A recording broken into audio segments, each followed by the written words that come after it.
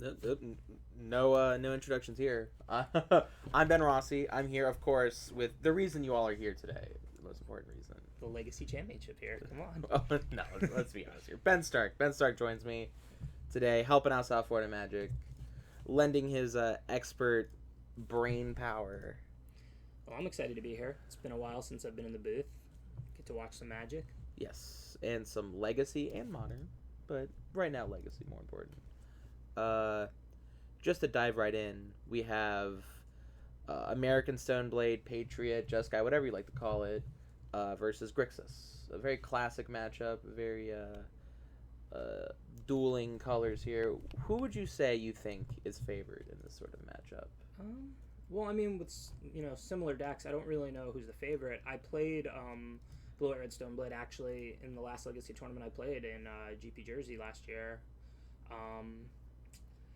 But or actually, it might have been almost 2 years ago now. But I don't know if they're a favorite or not against Delver. What do you think?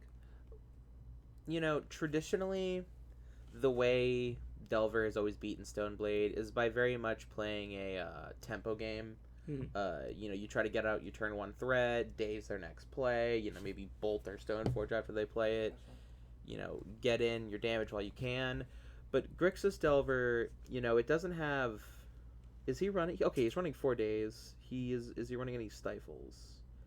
No. So he's running a little bit of like a bigger Grixis Delver. You can see that he's got True Name and he's got Gurmag Angler. So right. See, back then it was the deck to beat was the Treasure Cruise Young Pyromancer deck. Right, and so I ran the Stoneblade because I felt like you had some cards that were pretty good against them. A lot with True Name Nemesis, and there was a white creature whose name I can't think of right now. Monastery Mentor? No, it had just come out. Well, anyways, the point is this matchup might be different because Grixis Delver, you're running what? You're running... They've got the Young Pyromancers and Delvers, also Deathrite Shaman, Gurmag Angler, and then the usual suit of blue cards here. Brainstorm, Force of Will, Daze. 1 Spell Pierce. Yeah, that's interesting. 4 Gataxian Probe, 2 Cabal Therapy, which is a house with Young Pyromancer. The ultimate little combo right there. But Giovanni running Stoneblade, the worry whenever you play against Stoneblade is always that they're just going to have turn 2 Stoneforge Mystic into turn 3 Batterskull, and you're just going to look at your hand and lose.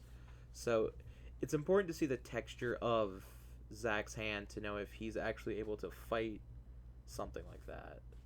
Well, it looks like Giovanni doesn't have access to any white mana, so for the moment, I think Zach's safe. Yeah, I can see he has a True Name in his hand. He does have a Ponder, and odds are if he draws for turn and ponders, he'll be able to find something. But yes, here's Cabal Therapy, which is very much a combo about... and this is fun. Brainstorm in response to the therapy. Ooh, yeah, that's always the game, huh? Little cat and mouse game. Yeah. Fun things you can do in Legacy like that, Now you go, whenever someone does, you go, oh boy, what do you name? And I am curious to see what Zach is going to name. People always say if you're playing against a blue deck, it's safe to name Force of Will. You usually hit it if you're just looking desperate for anything to hit. Right, and I mean, it's usually a 4 of, I guess. I was right. He named Force of Will. Yeah, and I mean, you got to assume if they had like some really powerful card like Stoneforge that is one of the key cards, they would put it on top. Yes, exactly. So you just, I guess, if the most important thing is to hit, of course, because it doesn't do any good if they hid the card you name. So you probably just want to name, like you're saying, a fairly generic 4 of that you assume they wouldn't protect. Yeah, they're not, especially with some. If he knows he's playing against Grixis, which he probably does, based on that. He wouldn't keep he wouldn't put back Force Will. Force Will is instantly going to be taken out when we go to sideboards. But that's where Magic gets interesting because if you assume your opponent's going to name Force Will, then that's exactly what you should put back. So it's a little the leveling game. Of course, we see True Name. I'm curious if it's going to resolve. It's going to resolve because he has a Force of Will. Yeah, we'll see. Because I assume that Zach's going to try and force it because True Name's got to be pretty powerful and when you have matchups between two fair decks like this. Yes. And there's the Force pitching Force, the classic. Is Giovanni going to answer back with his own force? I have to assume he's going to. Force, pitching, ponder. And, does that resolve? Seems like it does. And I'm curious who Giovanni named, because you do have to name a player. I wonder if he named someone else. Maybe. Hey, it says name a player. If you're playing in a multiplayer game, you only get protection from one player. Jeez. I don't think they're playing multiplayer. So what can Zach really do to get out of this? Oh, Grixis, jeez. Looks like he has a young pyromancer. Well, of course, the answer is always to outrace it. But as far as killing a resolved one, he doesn't have anything main board to do it.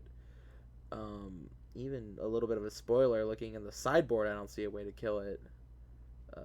True name, I think, is going to be a problem in this matchup. It usually is, but you know, if he's not running sort of like a toxic deluge or something, I don't see him ever. Oh well, and I think we're going to see the one way to beat it, which is just race it. Young Pyromancer created many. Basically, when this card came out, it's created so many new archetypes of decks.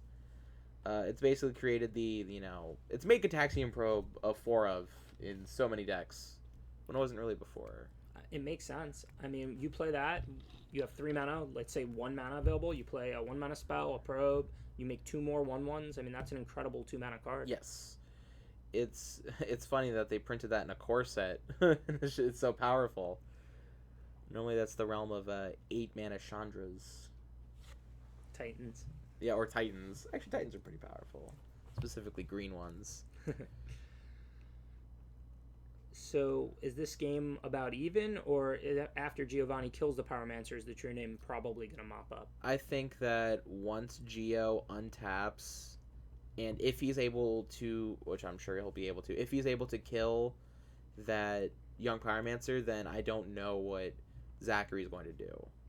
I mean, we can see a lightning bolt in his hand, so you know it's almost certain that he's going to lightning bolt the young Pyromancer. Yeah, and you don't even wait for Zach to untap or anything like that. No, that would just give him the opportunity to make more guys. Ooh, and he gets a plateau. Nice dual land there. Geo had a little bit of leftover lunch money and decided to get himself a duel. Oh, and we're gonna see a fetch and a brainstorm. This I think is good. Normally, you don't want to brainstorm with no mana open, doing your opponent's server, no fetch land, but generates a 1/1. Maybe he finds a Force of Will. It's kind of a little bit of a Hail Mary, but at this point, yeah, for the free 1/1, that seems like enough reason to do it. Yeah, you got to do something. And in order for him to be able to race that true name, I think key cards that he'll be looking for here would be a Deathrite, another young Pyromancer. A Gurmag Angler would be a big one, I think. Right, because the 5/5 would win the race, so that would probably force the true name to just sit back on D. Yes.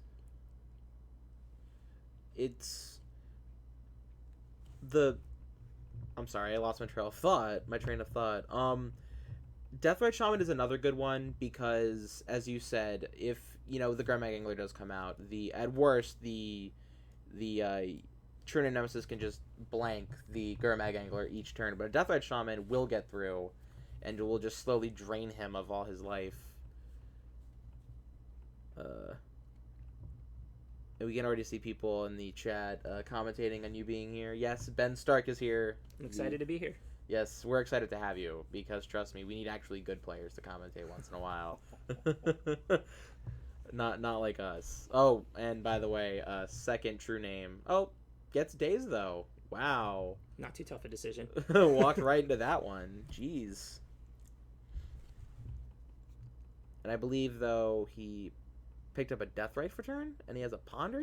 This is not a bad hand for Zach. No, and you can't blame Geo for not playing around days there because lightning bolting the young Pyromancer had to happen this turn, and I think the only other card in his hand is a Council's Judgment, so he had to basically play a 3 mana spell or just strand all 3 mana in the rest of the turn. It seems to me like I agree that I think playing it there probably is for the best. you're already ahead in the race. You know, if it gets dazed, that sucks, but, you know. Yeah, I think the only question would be the order. I think you're certainly going to play you're going to play it. I think the only order is, do you play the true name first and then go for the bolt, or do you go for the bolt first and then the true name? Bolt, I think. I definitely So you think correct. Getting the young Pyromancer off the board is more important than resolving the second true name? Because if say, Zach, you know, let's say that true name was still on here, and he's able to go ponder, find another spell, play a land, play a spell, suddenly you're looking down the barrel of like 5 1/1s, and you're probably just going to lose the race. Sure. So I think that's better.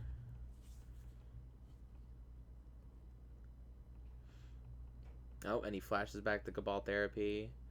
Naming, interesting. Did he probe him? Yeah, I think when he therapied earlier, he must have seen that. Yes. Because I don't think he would sack a guy and just throw this, in the dark here. Yeah. No, you're right.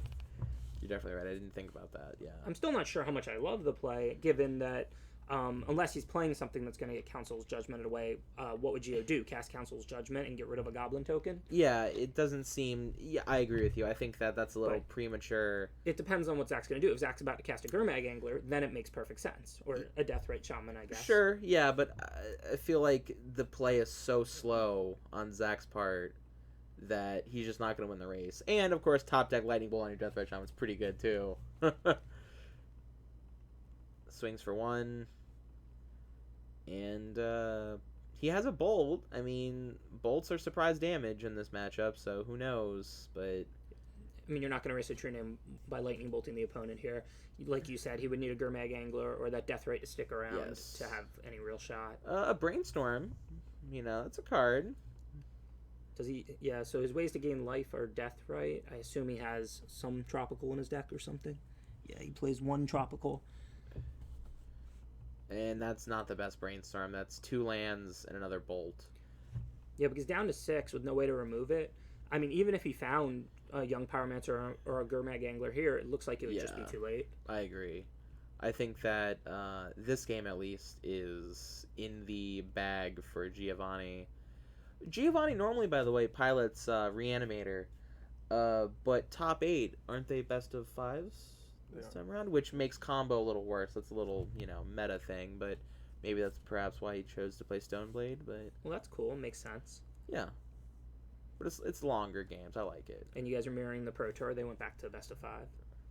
Yes, though I think we did it before they went back to best of 5. So the Pro Tour's mirroring South Florida Magic. Yeah, they're jocking our style. So that's game 1 to Giovanni. And just in case you don't believe us, by the way, this is not someone who's really good at impersonating Ben Stark. Well, I mean, this is actually Ben Rossi. I'm Ben Stark. Hi, Ben Stark. Nice to meet you. Oh, it's good to meet you, Ben Rossi. I've heard so much about you. But yes, so it's not someone impersonating his voice. This is Ben Stark. And, really here. Your list of accomplishments are probably too long to list in our very short break, but, Hall of Famer is really just all you got to say. Yeah, I mean, that's how they always introduced me, and I'll take it. I'm very fortunate to have gotten into the Hall of Fame 2013, actually with William Jensen and Luis Scott Vargas. So I'm probably the worst player of the 3 in my Hall of Fame class. No, come on. But you're all equally good. Let's just put it that way. Well, I don't think that's true. I often do say I think we're the best Hall of Fame class, at least for a 3-on-3 draft. Oh, there's a lot of incredible Hall of Fame classes though. All right, sideboard time. So, let's go over Giovanni's first.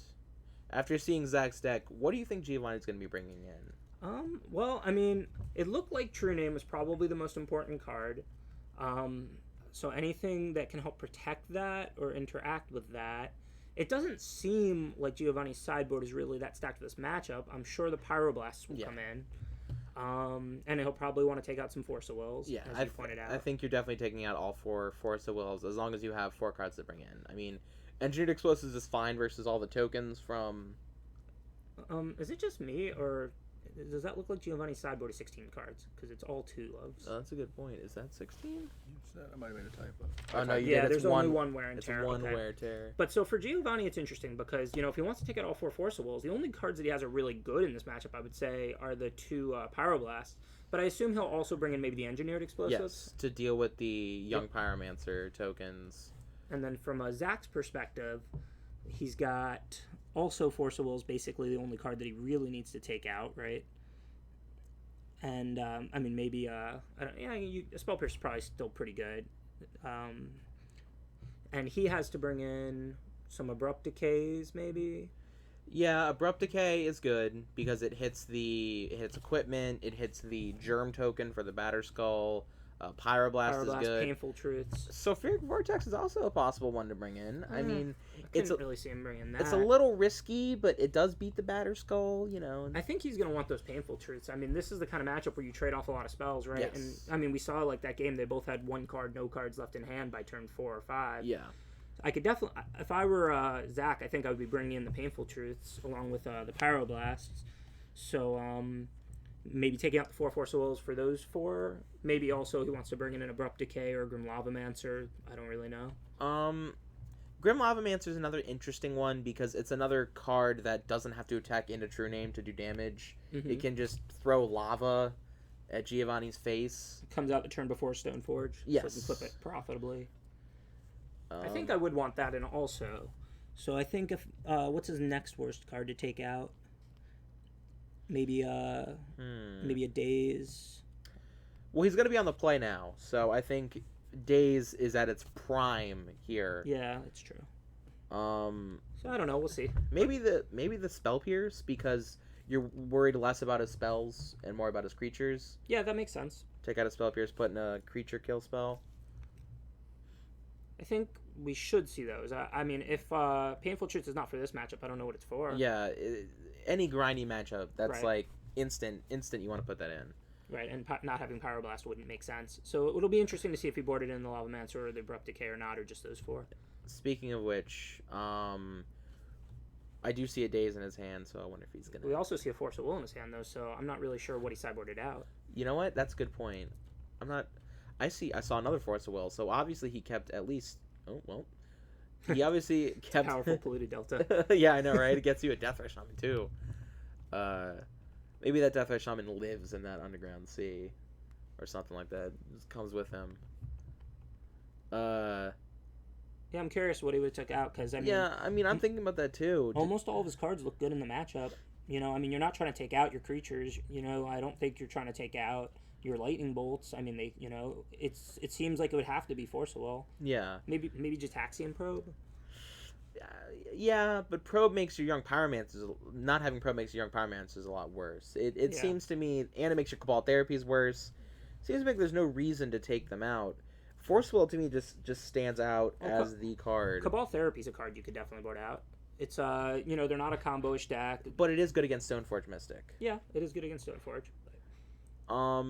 I think that it's better than Force of Will. Yeah. In my opinion. I agree with that. But, I mean, if we assume he left Force of Wills in, then that would be my next guess at what he might have boarded out. It is important to note, by the way, that people are saying in the chat that Zach is more of a modern player than he is a legacy player. So it is possible that, you know, of course I would never insinuate this, but maybe, you know, he overvalues Force of Will. A lot, I did that when I first started Legacy. Sure. I'm like, oh, Force of Will's so good. Use it in every matchup. Yeah. And then you realize that, no, it's actually a bad card that you really just need it for the degenerate combo decks. Well, that makes sense. I mean, that's the kind of thing you have to learn. I probably wouldn't have known that either. I probably just had friends of mine, you know, fill me in before my first Legacy tournament.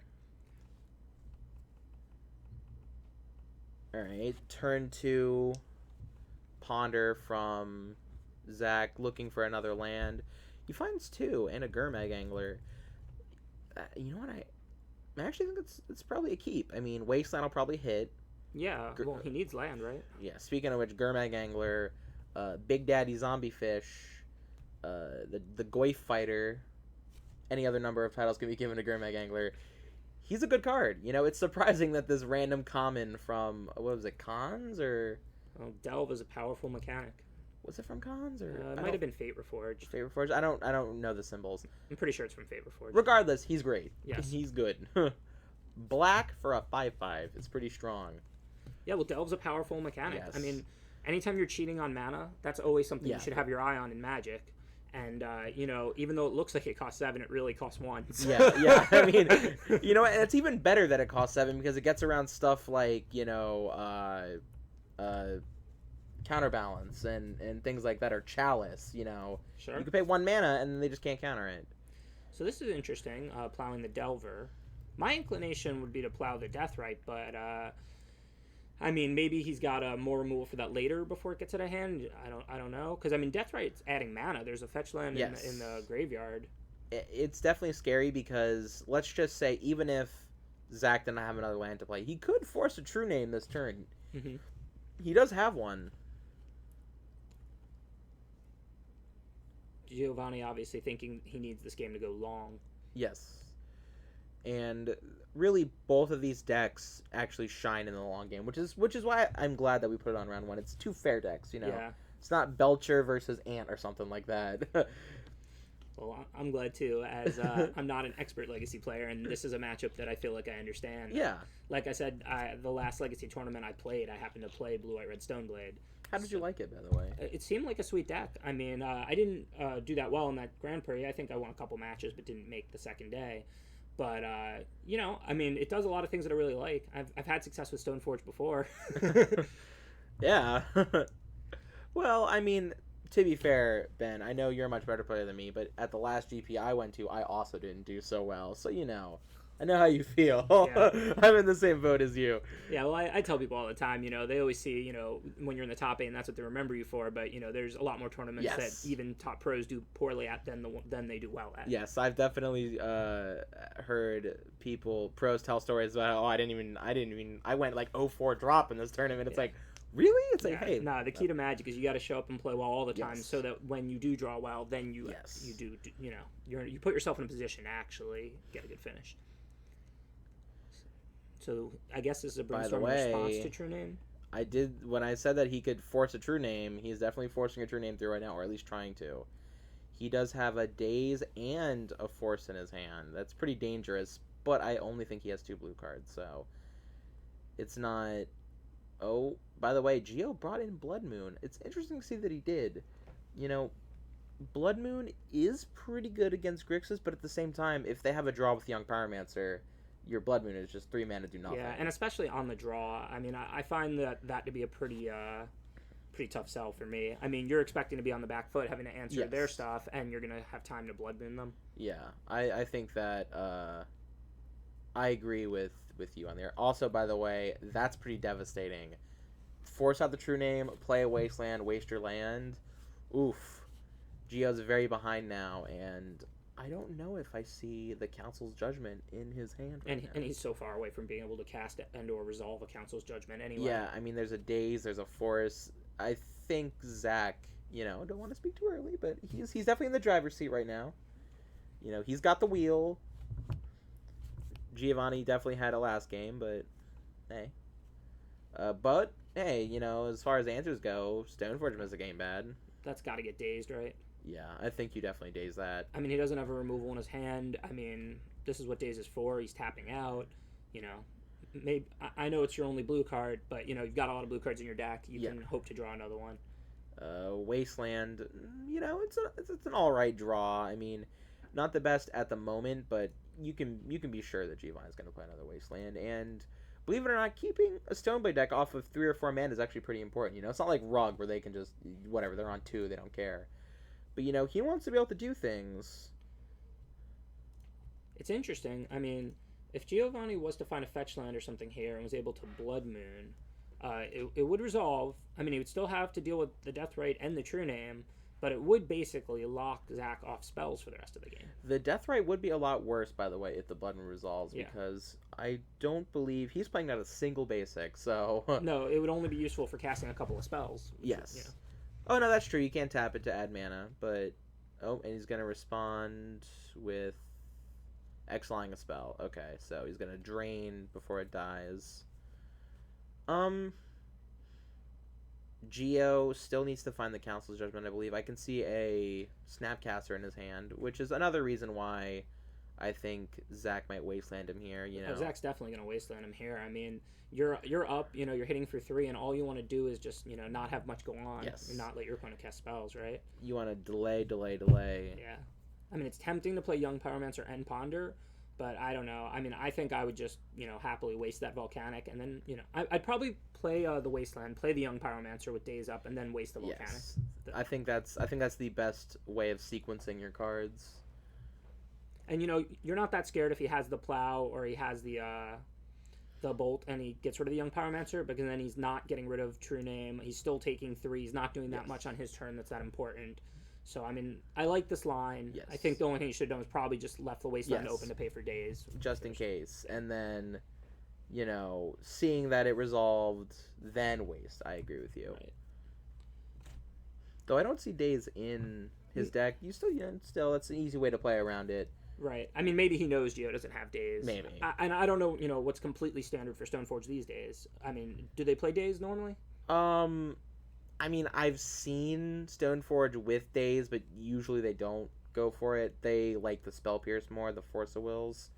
But I've definitely seen days in Stoneblade. It's not completely out of the realm of possibility. And of course, I think we're just gonna see True Nemesis get turned sideways a few times, and Giovanni is gonna scoop him up.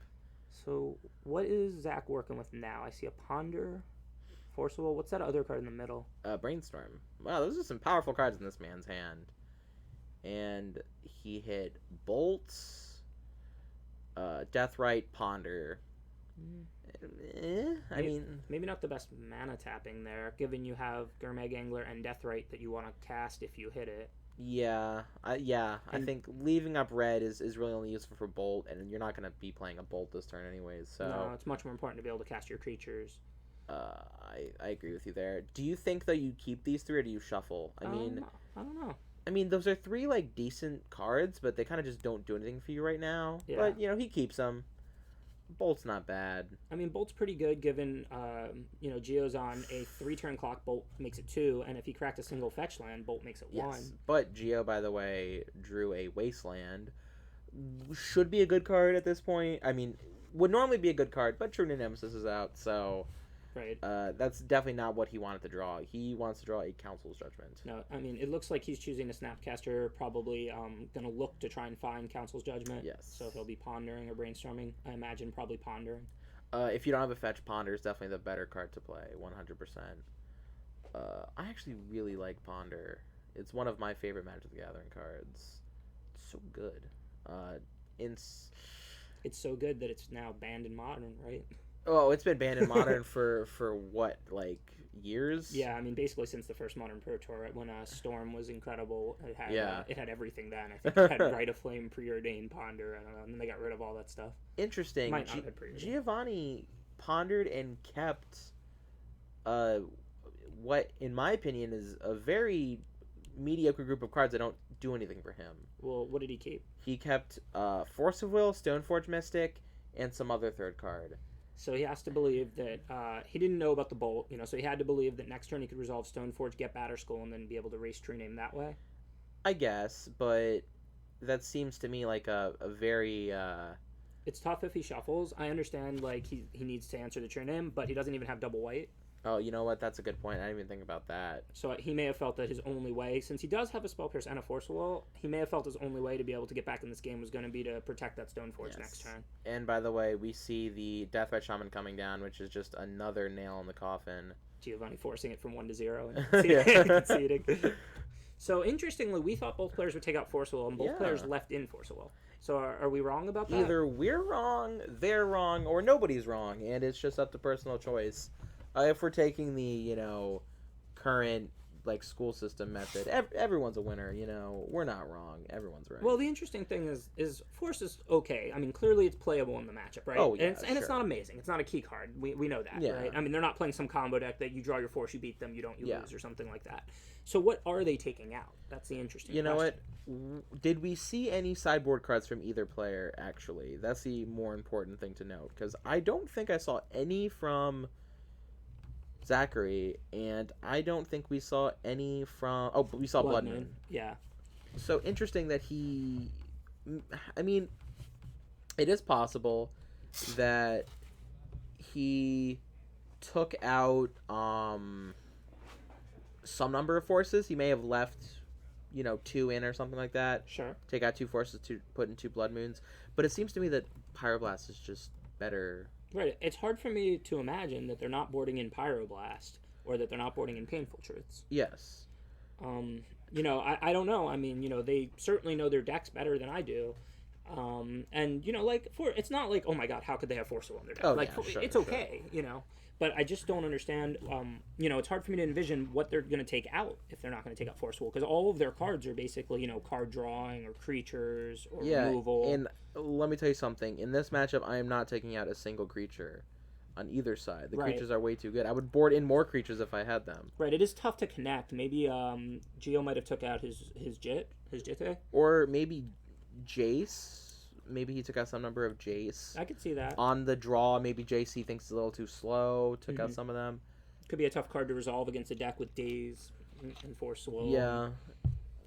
And even if you do resolve it, it might just die immediately. Sure. So boarding out Jace could make sense. 4-mana Brainstorm is not the best Brainstorm. No, I could get behind that. Yeah, I mean, I could definitely see taking it out on the draw. Maybe on the play, I'd probably still leave some number of them in, 1 or 2, but, I mean, Blood Moon has got to also be a lot better on the play than on the draw. It doesn't feel to me like it's right for the matchup, but, it would have been okay that game, had he been able to resolve it and just not be dead to the true name. Yeah. But that's often the case with a powerful 3-mana enchantment that doesn't impact, the board really at the time you cast it. It's going to have an impact on the game, but if you're dying to what's already in play, then... then it doesn't matter.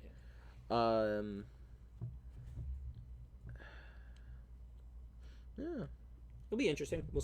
In a second, we'll be able to see their hands. Maybe we'll get an idea. I think Zachary went to go use the restroom, or maybe he asked to judge a question, Can't always assume a player's going to the restroom. I mean, I just feel like those 2 Power Blasts and those 2 Painful Truths are really good. Yes, Pyroblast to me just seems nuts in this matchup. Like, they're casting 25 blue spells a turn, hitting I mean, not only does it beat any of the counter spells, but hitting a Brainstorm, a Key Brainstorm, hitting a Delver that's already resolved, it can hit one of those, It can counter the True Name, which is such a problem for both sides. So maybe he takes out the Cabal Therapies. I could definitely see that. We didn't see any probes. Maybe he takes out probe.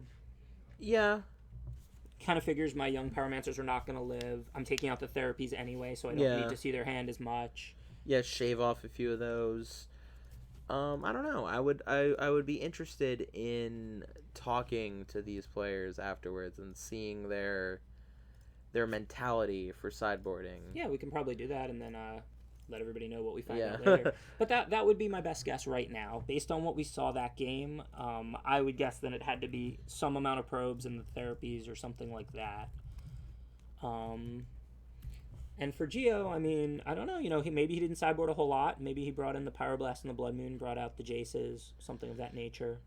Yeah, I didn't see a single Jace that game, but, that's just the nature of Magic. You could have 4 of a card and not see it the whole tournament, which has definitely happened to me. I've definitely had problems drawing Chain Lightnings or Price of Progress before, but, speaking of Price of Progress, I'm curious if anyone actually brought Burn today into Legacy. I know Burn is very good in Modern, right? Yeah, I mean, Burn is always very good. I just try not to play it because, I hate it. But I love Burn. Don't get me wrong. I don't play Mono Red Burn. I play Counter Burn, but I still love Burn. It's such a fun deck. People spend so much money, and then I spent $5 on this card that says you take 8 damage. Everybody's got different ideas of fun. Mine isn't Suspend, Rift Bolt, Lava Spike you, Lightning Bolt you, but, what about a Price of Progress, Fire Blast? Got him. If you make the bird spells more powerful, it doesn't make it more fun to be. Yeah, it does. That's a combo, You tap 2 mana, then sacrifice your 2 mountains. Got him. Somebody's pointing out that Jitte would be pretty good against Pyromancer and Delver. He does have small creatures, but it is very hard to stick a creature, resolve a Jit, equip the creature with Jit, and connect with it. So, I mean, I actually think I would board it out, even though it looks like it would be effective against those creatures. You're in this matchup. Pyroblast in Giovanni's hand. Yeah, in this matchup, I think you're trying to stick a creature and then fight to keep that creature sticked and their creature off the board.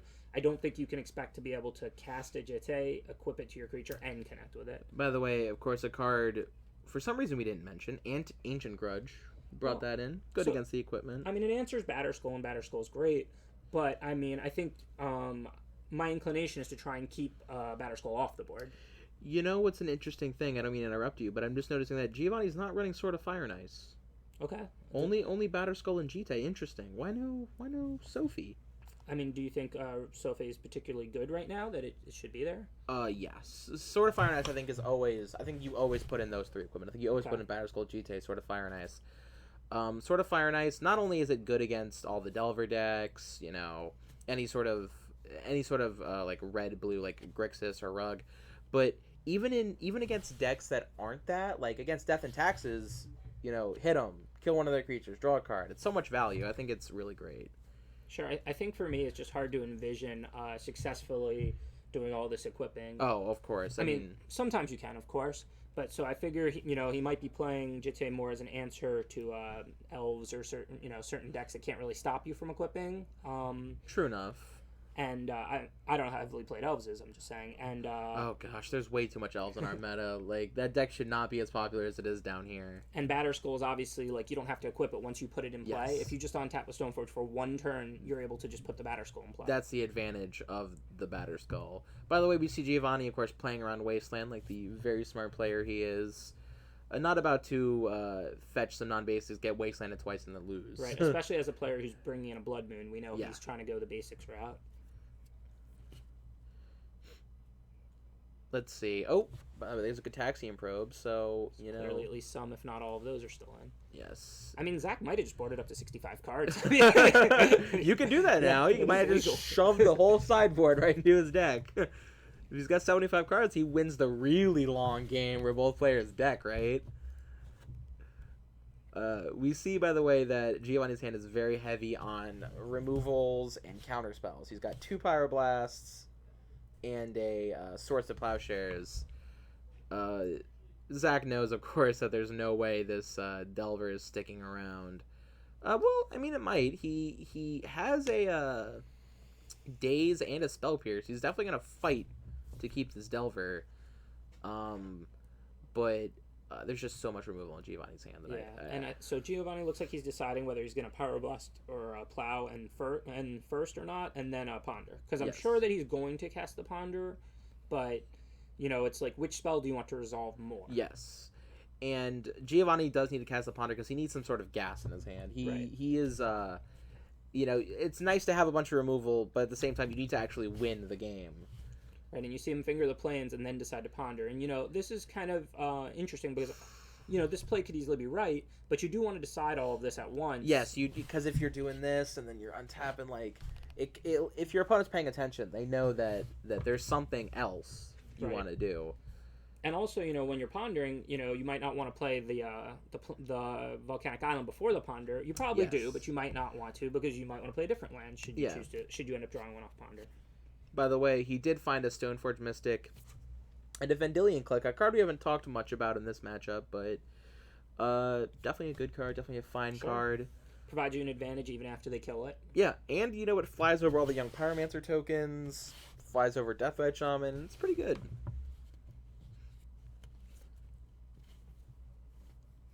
Alright, so he's wastelanding Giovanni, and Gio's probably going to float red. Yeah. Knowing that he might not be able to cast these Pyroblast, and he's got 2 of them, he's definitely going to use Pyroblast and not Plow now that he's being wastelanded. Of course, Zach here, if he's smart, goes for the Spell Pierce. Yes. And then if Gio then tries to Swords, he dazes it. Unfortunately for him, there's another Pyroblast in his hand. You know what? Actually, this is an important moment to think about. If you know he has another removal spell, do you fight over this? Or do you say, alright, I'll just keep this counterspell in case he tries to play something on his turn? I think you probably do, because you don't even know if he can cast the Pyroblast. Very true. He's got that Ancient Grudge as an answer to the Stoneforge, basically, because you're not worried about the 1/2 itself. You're worried about the equipment. Yes, the Squire is not is not the one that's scary unless you equip something to the Squire. And then... It looks so innocuous, but it's actually one of the best creatures ever printed. I know, right? It's 1/2, whatever. And then no, it actually untaps and puts a 4/4 lifelink vigilance into play. Pretty strong. Yeah, and so we're going to see why he brought in that Ancient Grudge, because he's going to be able to take care of the Batterskull that he knows is going to come down. But I mean, it's hard to say exactly what is optimal, because if you're planning on killing Stoneforges and keeping them off the board in the first place, then you don't have anything to Ancient Grudge because you don't really assume they're going to be able to tap 5 and play Batterskull.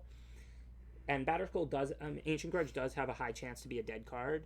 Yes. So, my inclination would be to fight over the Forges in the first place, not to have the answer to the, to the Batterskull once it's in play.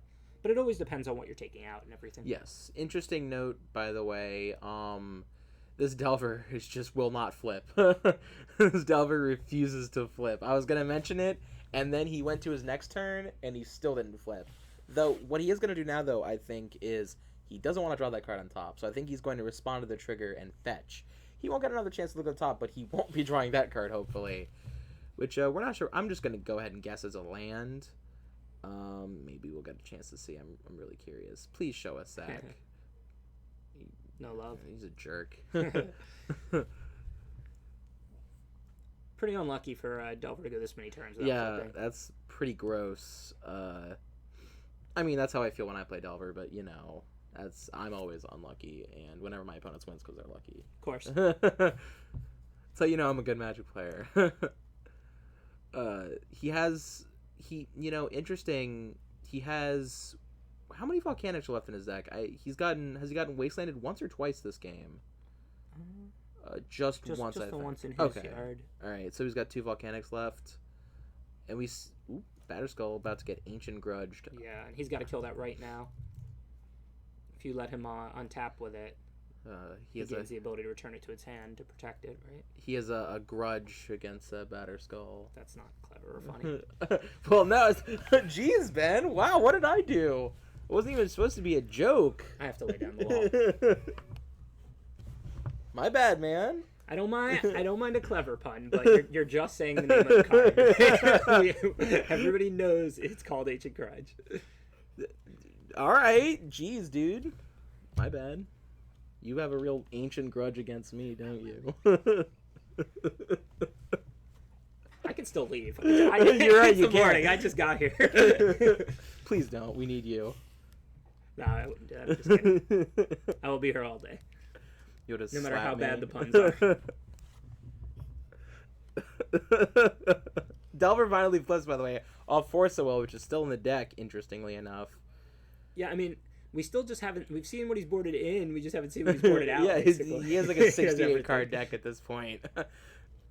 And speaking of that, there's a Jace for Giovanni. So it looks like... I mean, I basically have to assume they just shaved cards. Yeah. Yeah. I have to... Yeah, you're right. There's no way that...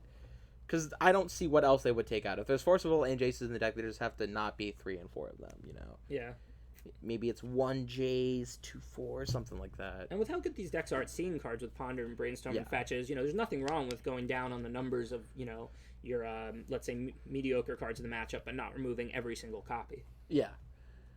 That is the advantage of leaving in 1 or 2, is having the little silver bullet effects. Right, maybe your opponent sees the one of in game 2 and then overreacts to it for game 3 or something. Or it just catches them off guard because you only have 1 of it. Yeah. Delver, by the way, swinging in for 3. Geo, does he still have that Vendilion Click in his hand? I think so, and he's got a Jace. So he definitely has some gas. Oh, and it's a legend, right? So he can protect it with this Caracas, untapped, by the way. So this is pretty powerful. Yes. That's a combination right there of cards. It's nice and powerful. I like that. Then he instantly goes for the Force. Yeah, I mean, normally it would be pretty close, but knowing he has the Caracas too, yes, I can understand this. You're never going to remove it. You're never going to be able to bolt it or anything like that. Abrupt Decay, whatever card you have is not going to kill it unless it has a Split Second. Are there any damage cards with Split Second? Sudden Shock. Sudden Shock, okay. I only remember that card because when playtesting, the Dutch were famous for inventing this game where when they got their opponent to 2, they would hold the Sudden Shock, turn after turn, since there's nothing your opponent could do, and then wait until the opponent was about to win the game, and then they would Sudden Shock. Just slow roll it, for as many turns as you could. That's awesome. I like that. I'm a big fan of that. So it looks like he went for Jace and bounced the Delver, which Nope. makes a lot of sense. You know what? Delver's getting replayed, and Geo might just slam a Blood Moon this turn. Yeah. And then if he bounces the Delver afterwards, Zach's kind of screwed. Yeah. I mean, it looks like Geo's in complete control now as this Blood Moon resolves. Speaking of which, that's the exact play he goes for. Bounce your guy. Oof. Those are some expensive mountains in play right now. And, I mean, the Blood Moon here on the play, potentially winning the game. I mean, locking Zach out, I wouldn't say necessarily needed it. Yeah. It's a powerful card, so it's hard to evaluate. I love Blood Moon. It is one of my favorite cards because I play red in my deck, so, I actually play it in my sideboard. You know what? I think it's funny that one of red's best cards in Magic the Gathering is to force your opponents to play with red. That's how bad the color is. It's like, you know what? One of my best cards is you also have to play red. And then they just lose. Well, normally when you're playing red, you put red spells in your deck. Well, yeah, of course. That's just a joke. Yeah. But, I mean, if your opponents, I don't think, it's like you're forcing them to play red. It's that you're giving them all mountains. Yes. They're playing a multicolored deck. The only red zero card is basics. Yeah. Young Pyromancer. I mean, he could definitely go Young Pyromancer into 4 bolts, right off the top. But I don't think that's going to happen. Yeah, it looks like Zach is running 0 basics, so I mean he's got to be completely locked out of this game. Yeah, I mean, like I said, I was joking, but I think that's the only way out is Young Pyromancer into 4 bolts, which the chances of that happening are astronomically low. Well, if he could just resolve the 4 bolts, Geo's at 10, so he might not need the Young Oh, you know, right? Just for extra, might as well get that one too. Yeah. And he does just concede here, All right. locked out of the game. Well, you know what? That was interesting. Game 1, 2, and 3. Game 1 was a little bit, swingy, but I think Game 2 and Game 3 were pretty good. Yeah, I mean, fun games. It's a grindy matchup, like we talked about. Which is why we put it on. Saw the players fight over everything. In the end, Geo stuck pretty much everything you could ever want that game with a Stoneforge and a Batterskull. Yeah, he just had whatever. he had it all, Yeah, Stoneforge and Batterskull, Jace, and Blood Moon. Yeah, those are powerful Magic the Gathering cards.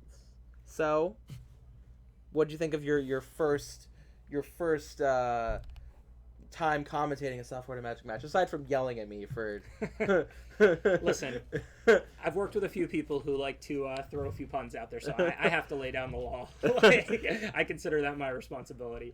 Just to the community at large, I do what I can to try to put a stop to that. Don't let that nonsense run amok. I mean, Magic is magic. It doesn't really matter where you are. I mean, we're watching 2 guys play.